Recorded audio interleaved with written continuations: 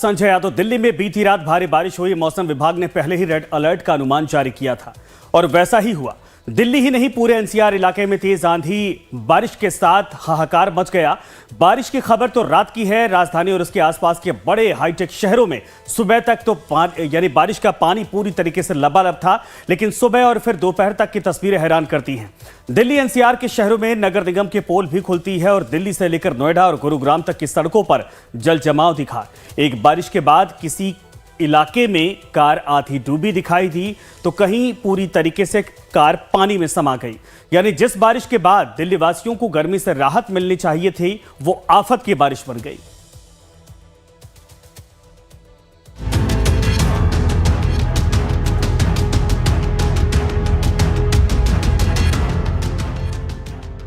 दिल्ली में चिलचिलाती गर्मी के बीच अचानक देर रात हुई आंधी और बारिश ने लोगों को गर्मी से राहत दी, लेकिन राहत वाली ये बारिश कई इलाकों में आफत बन गई। राजधानी दिल्ली के कई इलाकों में जलभराव देखने को मिला। सबसे पहले आपको दिखाते हैं पानी पानी दिल्ली की 3 तस्वीरें। Delhi cantt airport ITO। पहली तस्वीर में आप देख सकते हैं अंडरपास में पानी लबालब भरा है, कार डूब गई है, जबकि बस भी आधा डूब चुकी है। वहीं दूसरी तस्वीर दिल्ली के पॉश इलाके एयरपोर्ट की है, यहाँ भी कमोवेश वैसा ही नजारा है। तीसरी तस्वीर ITO की है, जहाँ सड़कों पर पानी भर गया है, लोग पानी के बीच जाने को मजबूर हैं। शनिवार तड़के दिल्ली में झमाझम बारिश के बाद दिल्ली की सड़कों का हाल इस तरह है। इस ITO आप देख पा रहे होंगे, ITO में का मुख्य चौराहा जो है, जो सड़क को बीचों बीच जोड़ती है, उसका ये हाल है कि पूरे जल की स्थिति, पूरे जल भराव की स्थिति है। ये कम से कम ITO ही नहीं, देश के जो राज्यों, दिल्ली की जो महत्वपूर्ण सड़कें उनका भी यही हाल है लगभग। इसके अलावा मिंटो रोड, द्वारका का फ्लाईओवर, साकेत का इलाका, कमोबेश सभी जगह इसी स्थिति है। और ये स्थिति तब है जबकि सरकार, दिल्ली में सरकार बदल चुकी है और बदलाव की सरकार बन चुकी है। इस सरकार को लगभग 100 दिन पूरे हो चुके हैं और सरकार के मुख्य एजेंडे में सड़कों पर जल भराव की स्थिति को खत्म करना के साथ साथ कई महत्वपूर्ण काम थे। लेकिन ये देख पा रहे होंगे कि 100 दिन के अंदर क्या स्थिति है।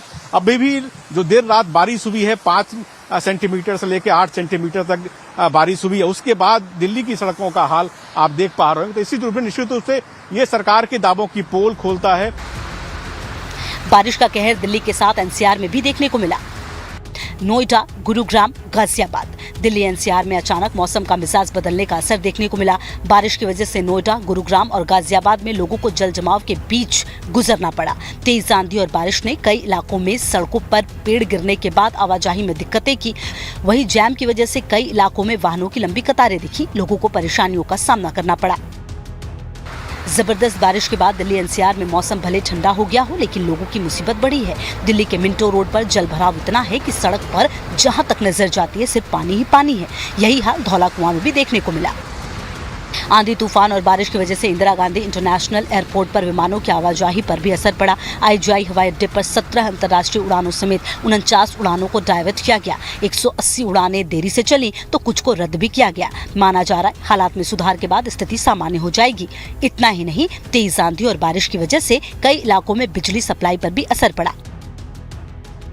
बहरहाल दिल्ली एनसीआर की पहली बारिश के बाद गर्मी से लोगों को राहत मिली, तापमान में गिरावट आई, लेकिन दिल्ली के पानी पानी होने से लोगों को जो परेशानियां हुई, उसने दिल्ली सरकार के दावों की पोल खोल दी। Bureau report, Life Times. Rajneesh हमारे सहयोगी इस वक्त लाइव जुड़ गए हैं। रजनीश, वाकई में कल रात की बारिश ने दिल्ली में तमाम जो तैयारियां हैं सरकार बदलने के बाद उन दावों की पोल खोल दी है। सोचिए, बारिश का मौसम, मानसून अभी आया नहीं है, लेकिन कुछ घंटे की बारिश में अगर दिल्ली पानी पानी हो जाती है तो ये गंभीर तो सवाल हैं।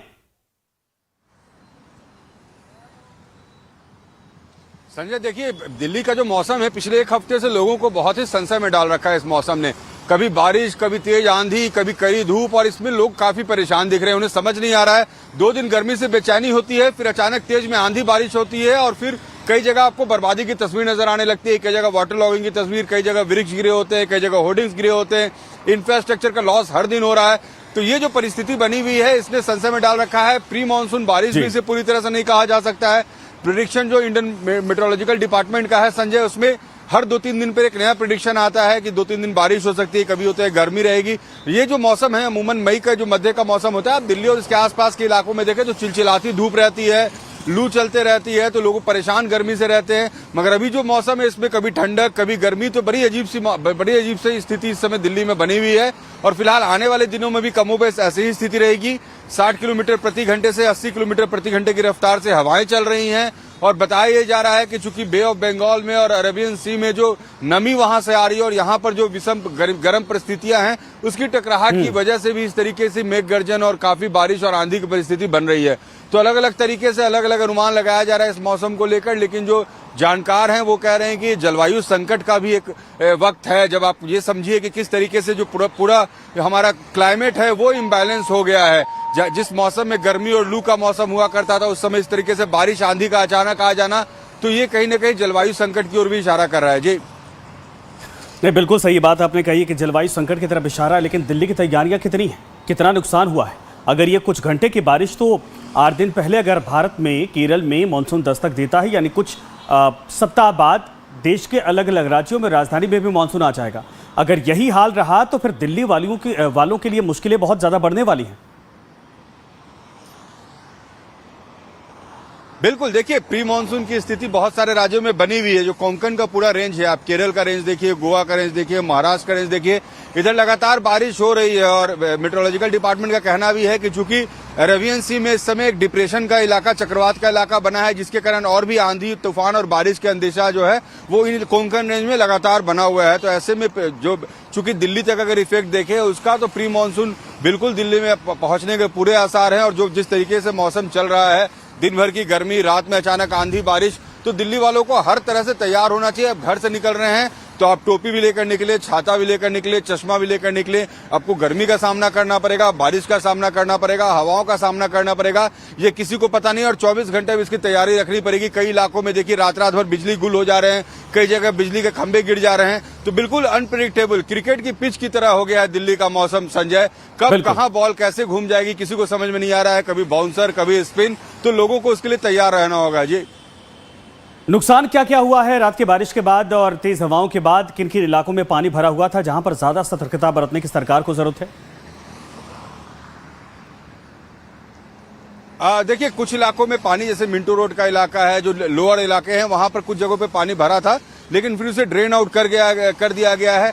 2 दिन पहले जो आंधी और बारिश आई थी संजय, उसमें ज्यादा बर्बादी हुई थी, उसमें ज्यादा तबाही मची थी। हजरत निजामुद्दीन के पास एक बड़ा वृक्ष गिरा था, 3-4 गाड़ी उसके चपेट में आ गए थे, 7 लोगों की जान चली गई थी, 3 लोग की गाजियाबाद में, 2 लोग की नोएडा में, 2 लोग की दिल्ली में जान चली गई थी। तो 2 दिन पहले की आंधी बारिश में ज्यादा क्षति हो गई थी, लोगों को जान माल का काफी नुकसान हुआ था।